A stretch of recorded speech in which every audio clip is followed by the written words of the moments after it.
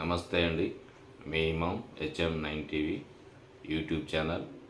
అందరూ కూడా యూట్యూబ్ ఛానల్ని సబ్స్క్రైబ్ చేసుకొని నేను చెప్పే విశ్లేషణలు వార్తలను షేర్ చేయాల్సిందిగా కోరుతున్నాను. ఈరోజు ముందుగా తెలంగాణ రాష్ట్ర ప్రజలకు తెలంగాణ రాష్ట్ర ఆవిర్భావ దినోత్సవ శుభాకాంక్షలు. ఈరోజు జూన్ 2.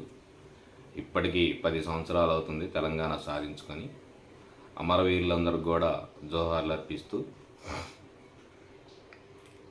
ముఖ్యంగా ఈరోజు ఏం చెప్పదలుచుకున్నా అంటే, రేపు అంటే ఎల్లుండి 4వ తారీఖు ఎన్నికల ఫలితాలు రాబోతూ ఉన్నాయి. లోక్సభ, పార్లమెంట్ ఎన్నికలు ప్లస్ కొన్ని రాష్ట్రాలలో అసెంబ్లీ ఎన్నికలు, ఇలా ఫలితాలు రాబోతూ ఉన్నాయి. నిన్న సాయంత్రం 6:30 కానుంచి కొన్ని మీడియా వర్గాలు బూర్జువా పార్టీలకు కొంత 2 వర్గాలుగా ఏర్పడి ఆ పార్టీ వస్తుంది, ఈ పార్టీ వస్తుంది అనే విశ్లేషణలు, ఎగ్జిట్ పోల్స్ చెప్తూ ఉన్నారు.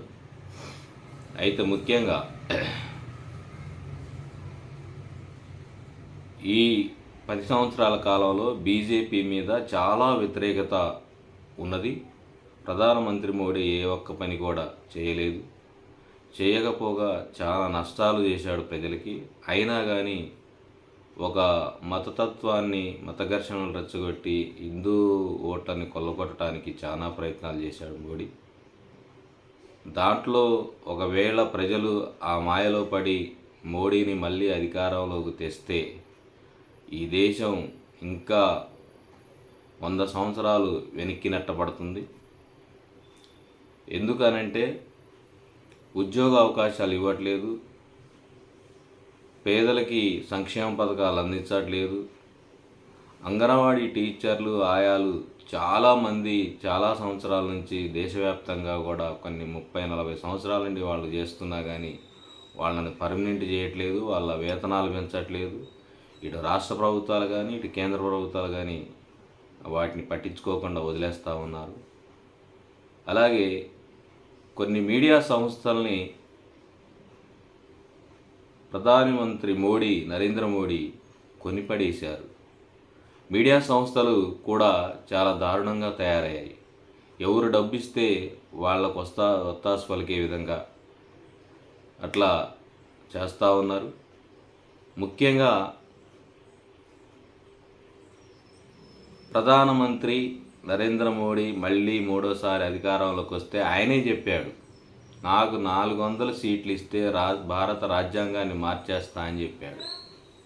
ముస్లింలు రిజర్వేషన్లు రద్దు చేస్తామని చెప్పారు. ఇదే పెద్ద పాయింట్ ఆయనకి.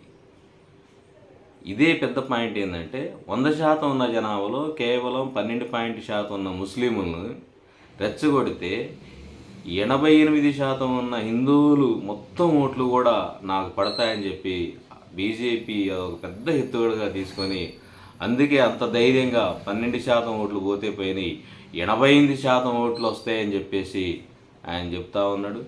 ఇది ఒకవేళ ఆ పాచిక పారితే మాత్రం ఈ దేశానికి చాలా ప్రమాదకరం. కాబట్టి ఈ టీవీలు సర్వేలు కూడా చాలా, టీవీ సర్వేలు అంటే ఏం చేయాలండి? టీవీ సర్వేలు ఒక 100 మంది, ఒక నియోజకవర్గంలో కనీసం ఒక 100 మందిని, ఒక 50 మంది సామాన్య ప్రజల్లో, ఒక 50 మంది మధ్యతరగతి ప్రజలను అడిగి ఆ విధంగా ఎగ్జిట్ పోల్స్ తీయాలి అభ్యర్థుల మీద సర్వే చేసి.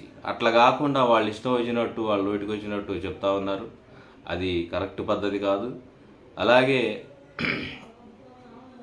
కొన్ని మీడియా సంస్థలు అయితే అసలు ఏం చేయకుండా ఎవరో చెప్పిన వాటిని ప్రచారం చేస్తూ ఉంటారు. కాబట్టి ఇది కరెక్ట్ పద్ధతి కాదు అని చెప్పి కోరుకుంటూ, ఈ మోడీ అధికారంలోకి వస్తే చాలా దేశం వెనక్కిపోతుందని చెప్పేసి నా అంచనా. కాబట్టి అందరూ కూడా దీన్ని పరిశీలించవలసిందిగా కోరుతూ,